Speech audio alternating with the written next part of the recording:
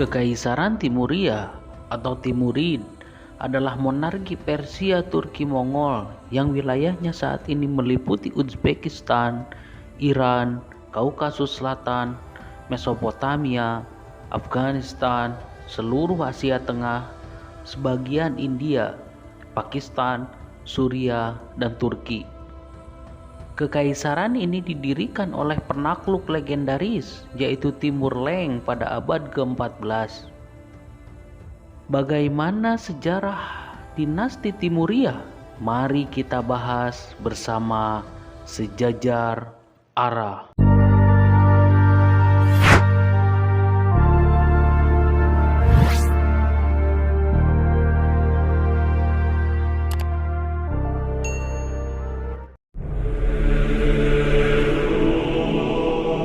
Pada tahun 1336 Masehi, setelah meninggalnya Abu Sa'id yang merupakan penguasa dinasti Ilkhan, pepecahan terjadi dalam dinasti Ilkhan. Masing-masing pecahan tersebut saling berperang untuk menjadi penguasa. Di tengah kekacauan tersebut, muncullah salah seorang tokoh keturunan Genghis Khan yang terkenal akan ketangkasannya dalam berperang.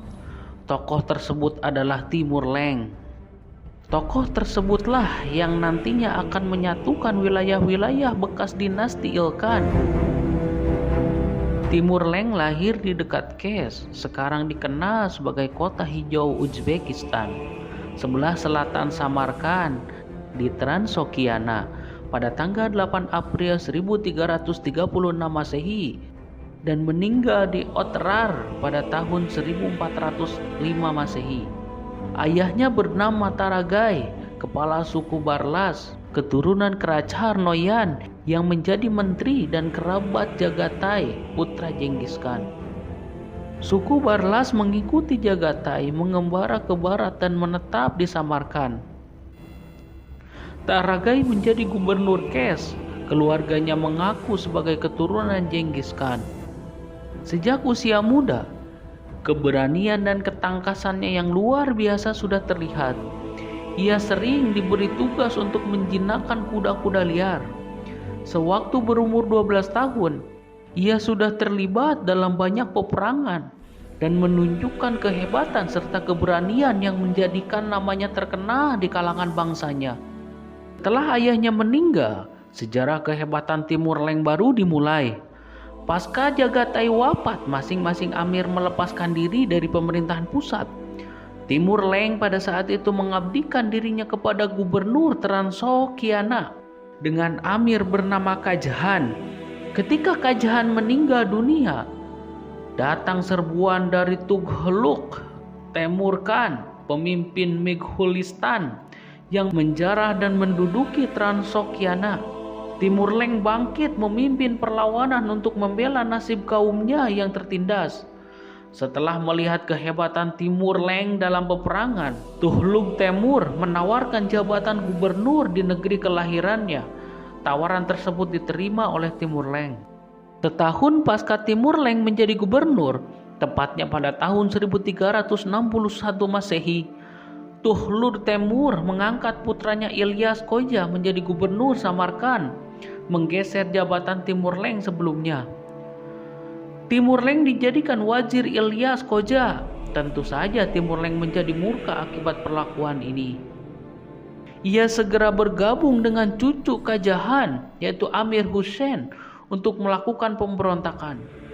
Timur Lenk berhasil mengalahkan Tughlaq Temur dan Ilyas Khoja dalam pertempuran.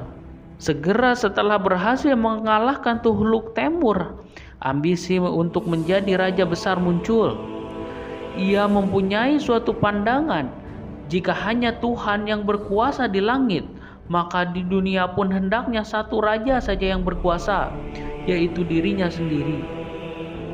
Karena ambisinya tersebut, ia berbalik melawan Amir Hussein.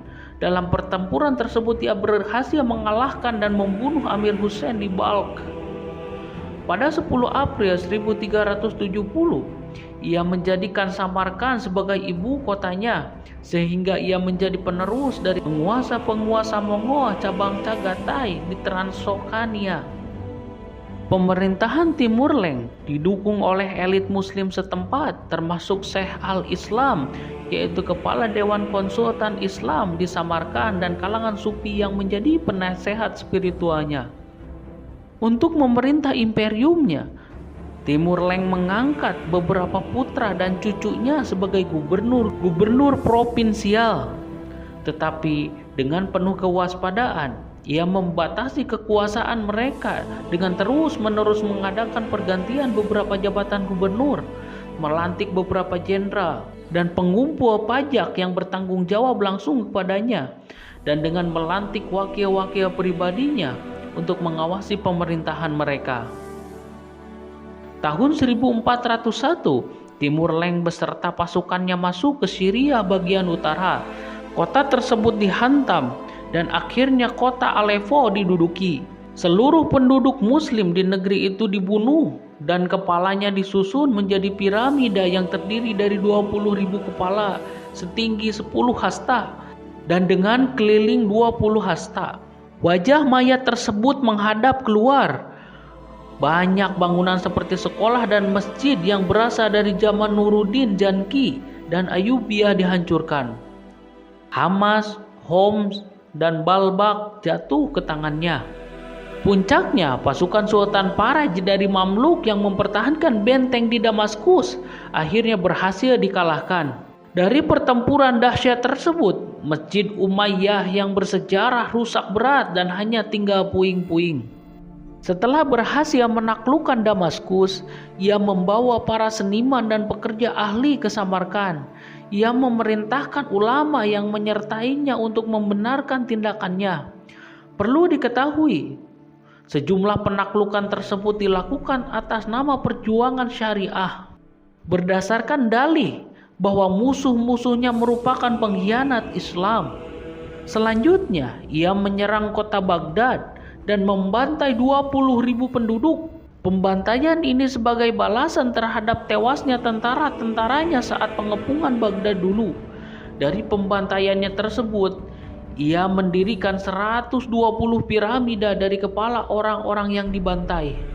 Selain dinasti Mamluk, Turki Utsmani juga dipandang sebagai musuh terberat Timur Leng karena mereka menguasai banyak daerah bekas Imperium Genghis Khan dan Hulu Bukan.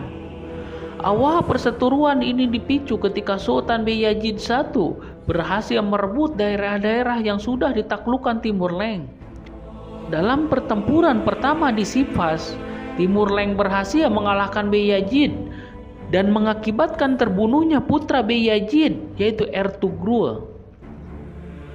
Pada tanggal 21 Juli 1402, terjadi pertempuran hebat di Ankara. Pertempuran ini disebut Pertempuran Ankara. Dapat dikatakan, Pertempuran Ankara merupakan pertempuran terbesar antara dua dinasti ini. Pada pertempuran ini, Timur Leng kembali menang dan berhasil menawan Sultan Bayezid I. Dalam perjalanan ketika siang hari, Bayezid diikat dengan rantai dan malamnya dimasukkan ke dalam kandang.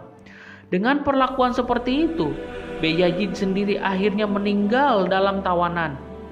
Setelah peperangan di Ankara, Timur Leng melanjutkan ekspansinya ke Broesa, ibu kota lama Turki, dan Smyrna. Setelah berhasil mengalahkan Turki Utsmani, Timur Leng kembali ke Samarkand untuk melanjutkan rencana ekspansinya ke Cina. Mendengar Cina sebagai target berikutnya dalam ekspansi Timur Leng, para penguasa di sana menjadi ketakutan. Namun, di tengah perjalanannya Timur Leng meninggal dunia di Otrar akibat sakit. Ia meninggal pada tahun 1405 Masehi pada usia 71 tahun. Jenazahnya kemudian dibawa ke Samarkand. Dengan meninggalnya Timur Leng, maka rencana ekspansi ke Cina pun batal dilaksanakan. Sebelum kematiannya, Timur Leng sempat berwasiat bahwa yang akan menggantikannya ialah putranya yang bernama Pir Muhammad Jehanekir yang ketika itu menjadi gubernur Kandahar. Tetapi sebelum Jehanekir sampai ke Samarkand, saudaranya yang bernama Khalil Mirza telah merebut kekuasaan. Dari perebutan kekuasaan tersebut, Khalil Mirza keluar sebagai pemenang. Akan tetapi, Khalil Mirza tidak dapat mengatur pemerintahan dengan baik karena ia mempunyai tabiat yang buruk. Ia hidup berpoya-poya, menghabiskan kekayaan yang ditinggalkan ayahnya. Karena itu, saudaranya yang lain yang bernama Shahrukh merebut kekuasaan dari tangannya. Ia menawan Khalil, kemudian melepaskannya dan memberi jabatan sebagai gubernur Khurasan. Tetapi sesampai di sana, Khalil meninggal. Shahrukh berusaha mengembalikan wibawa kerajaan. Ia seorang raja yang adil dan lemah lembut. Ia tidak lagi mempunyai keinginan untuk menjarah dan menaklukkan negeri-negeri lain seperti yang dilakukan oleh Timur Leng. Ia hanya memerintahkan kepada penguasa-penguasa di negeri-negeri tersebut untuk setia dan mengakui kekuasaannya. Maka penguasa-penguasa tersebut patuh kepadanya. Hanya satu yang menentangnya. Ia adalah Sultan Barsbay, penguasa Mamluk pada saat itu, sebab ia merasa belum pernah takluk kepada Timur Leng. Shahrukh menyatakan nazarnya untuk memberi kiswah Ka'bah, tetapi Barsbay tidak mau melepaskan haknya sebagai pemberi kiswah di Ka'bah, sebab memberi kiswah sudah menjadi tradisi penguasa Mesir sejak ratusan tahun.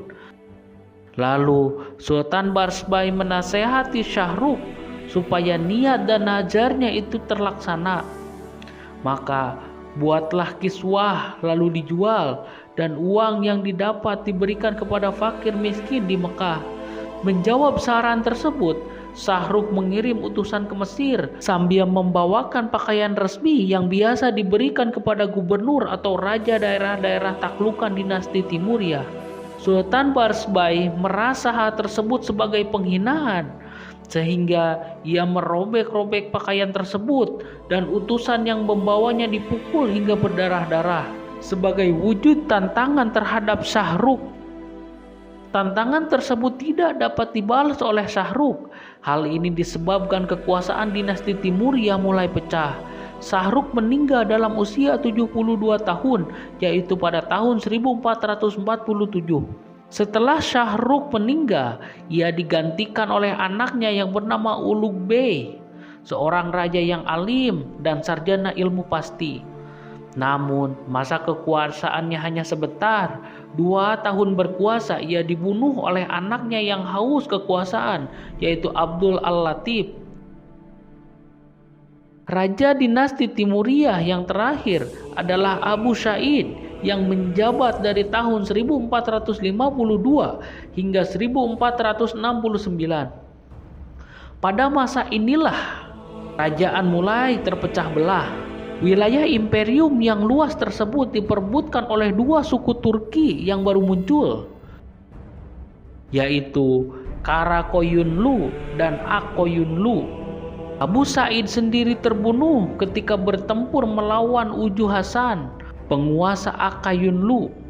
Kematian Abu Sa'id ini sekaligus menandai keruntuhan dinasti Timuriah.